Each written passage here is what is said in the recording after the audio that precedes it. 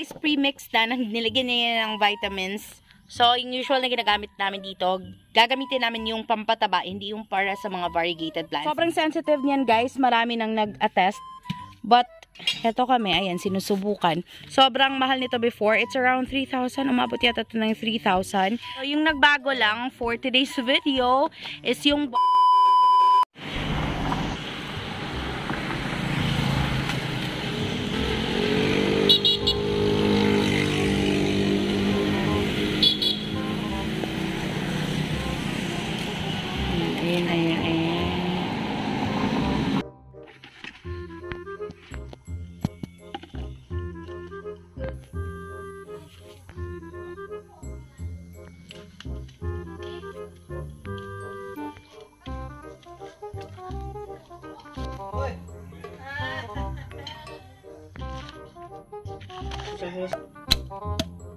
sakto kayo na.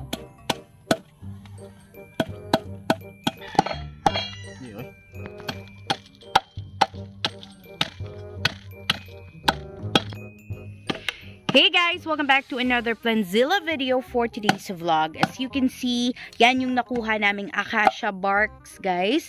So, nanguha talaga kami earlier today. Finally, we got the time. And as usual, maambon pa rin because this past few days palagi na lang umuulan ng malakas. But we are trying to finish one video today kasi may kailangan kaming iripat guys. So we have a new plant here in the garden and we will be using some bark. So this is the first time nagagamit kami ng ganyan. So if you are interested, just keep watching. But before that, please don't forget to subscribe, tap the notification bell para notified kayo pag may bago kaming video.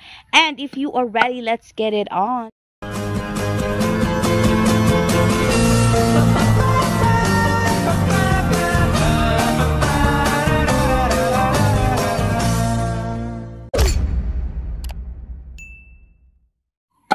Since we will be using it for a small philodendron guys, ganito kaliit yung mga chinap ni Gerald. So usually nakakatulong ang acacia barks for irrigation, but there are more benefits that it can give since acacia is really good sa mga variegated kasi ang daming nagsasabi na sobrang rich ng nitrogen yung acacia. That's why baka mawala yung variegation. So since hindi naman siya variegated, I think pwedeng-pwede tayo dyan. In fact, this is our new philodendron guys. As in really small pa.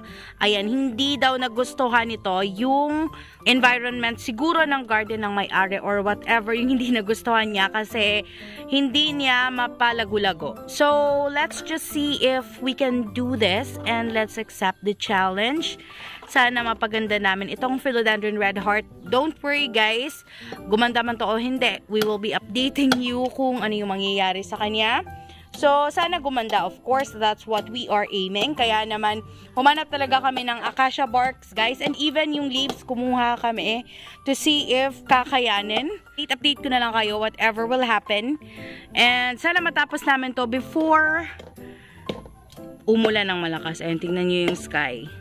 So, parang it's about to rain na naman kasi merong mga tiny drizzles dito. So, it's okay, kaya pa naman. Siguro naman kakayanin naming matapos to. So, ayan, konting-konti lang yung acacia leaves na nakuha namin. Ayan. And we bought a pot for it as well. So, hindi lang basta yung natural na ginagamit namin na potting media yung gagamitin namin for today. Kasi, meron na ulit kaming acacia leaves. So, it's been a while na since the last time na meron kaming acacia sa mix namin. Kasi nga, hindi na kami nagkakaroon ng time para manguha. Since umalis kami kanina, meron kaming binili. Dinaanan na lang namin yung acacia, guys, malapit sa simbahan. And maraming salamat. Shoutout kay Kuya na binigyan pa talaga kami ng cellophane. Alam nyo, ang lakas ng loob namin, nagpupunta-punta tapos wala naman kaming dalang lalagyan. So, ayan, meron na kaming napaglagyan. So, as of now, tinatanggal niya yung mga nagdidikitan ng dahon, guys, para purong dahon na lang. Ayan, lumalakas yata. Nakikita nyo ba? Lumalakas yung mga drizzle. So, hindi ko alam kung matatapos namin to, but we will try. Tinatry niyang i-chop yan. When I tried to search on Google, mangilan-ngilan lang yung mga malalaking ganito. Hindi ko alam kung lumalaki ba talaga yung dahon niya. Kasi first time namin magkaroon ng ganito. Although gustong-gusto na namin siya the first time that we saw this one. 20 pa nakakita na kami ng ganito, pero hindi pa kami nakabili. Sobrang mahal nito before. It's around 3,000. Umabot yata ito ng 3,000. Pero this was sold to us at 500 pesos. Maliit lang naman talaga siya, pero tingnan natin kung kakayanin. Ganito siya kaliit, guys. I'll try to put my hand para size reference. Pero nakikita ko kasi na meron naman siyang dahon na papalabas. So, papakita ko na lang. Talagang i-update ko kayo whatever will happen. Gumanda man o hindi.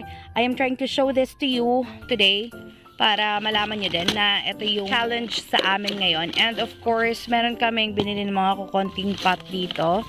So, I think we have 2 pots. I do not know kung para saan itong isa. Kasi I think this one is for the red. Okay, para sa burgundy. And we will be cutting the white wizard siguro. That's why meron kaming mga pot dito. So, and ito for 19 pesos. Para yata to sa red heart. Maliit lang kasi siya, guys. Pero papalitan talaga namin ng potting media. To see if mag-work ba tong potting media namin dito. Or if ever meron pa talaga siyang ibang hinahanap. Sobrang sensitive niyan, guys. Marami nang nag-attest. But, eto kami, ayan, sinusubukan. So, almost of the same height. Medyo matangkad nga to. Pero, parang ano siya sa dulo, maliit siya dito sa pinaka-base. Compared to this one. Humahanap talaga kami ng mas maliit na pot for this size. So, sobrang konting mix lang yan, guys. And we will be adding the usual na ginagamit namin. So, ayan. So, yung nagbago lang for today's video is yung bark and the leaves as well.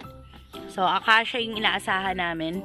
Yung acacia kasi, guys, is commonly known as soil amendment na talaga para sa mga aroid na mix. Rich din siya sa nitrogen and potassium. That's why gumagamit kami nito. Pwede na lang sa mga variegated house. What I have told you kasi merong nag-comment sa video namin na nagpakita kami na meron talaga kaming acacia sa mix. Yung mga natanim, nung kasi simula pa lang ng taon, talagang merong acacia. Pero so far, hindi na kami gumagamit kasi nga walang time na manguha. Okay naman, itong mga plants na to.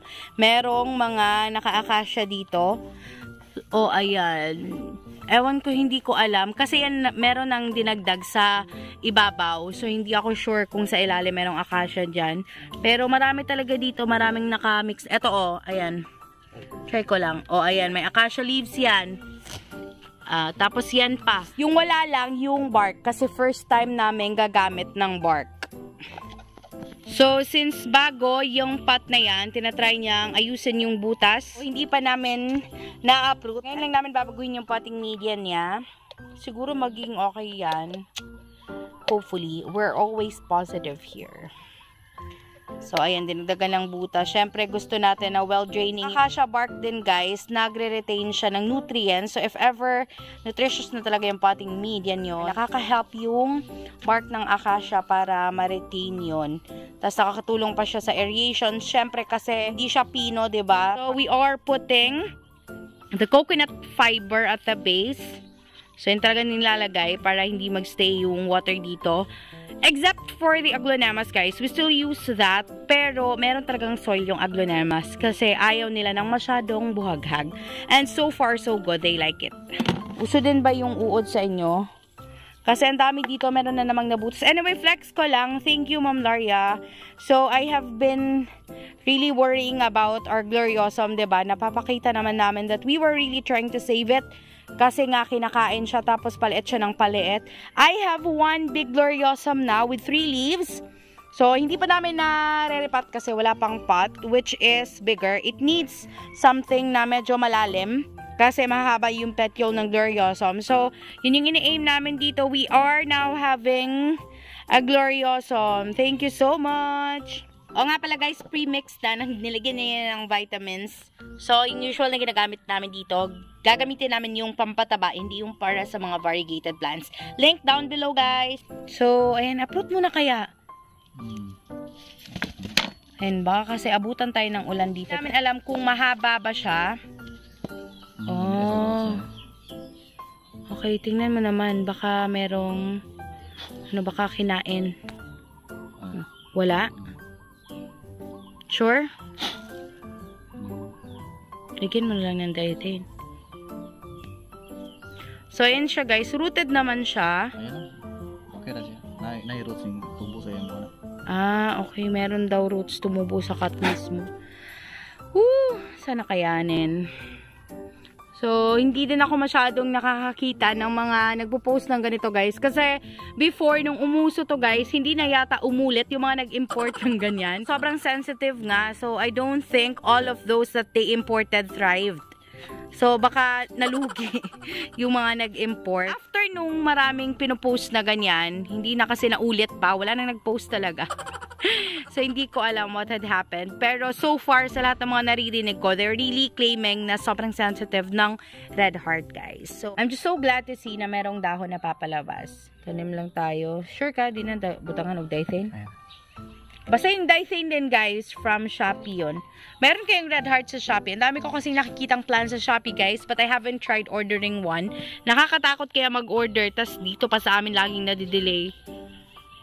So, if you have tried ordering some plants in Shopee, baka matry ko yan soon.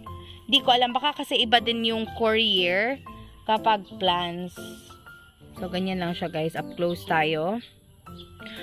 Update ko lang ha, up until now, yung Macaulay's finale, hindi pa din nakaka-recover. Yung aglonema na pinutol ko nung Saturday guys, exactly a week ago, naka-recover na siya. Pero yung Macaulay's up until now, hindi pa din okay. A week and a day old na dito sa amin. Hindi pa din okay. So, tingnan lang natin how far will it go.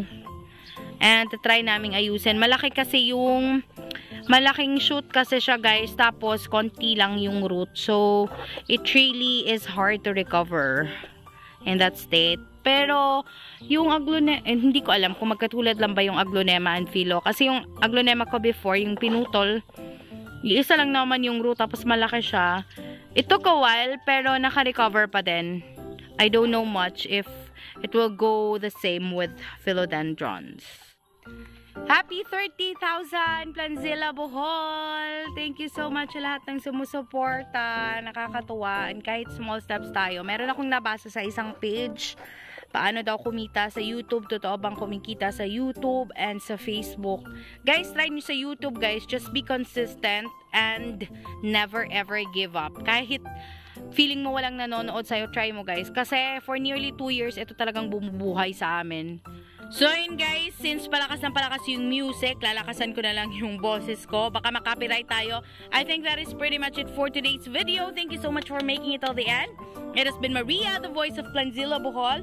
Kapag hindi ka pa nakapag-subscribe, please click the subscribe button. Pakitap yung bell icon para notified kayo pag may bago kaming video. Yung mga products na ginagamit namin guys, just click the link down below para direct ka sa Shopee. Bye!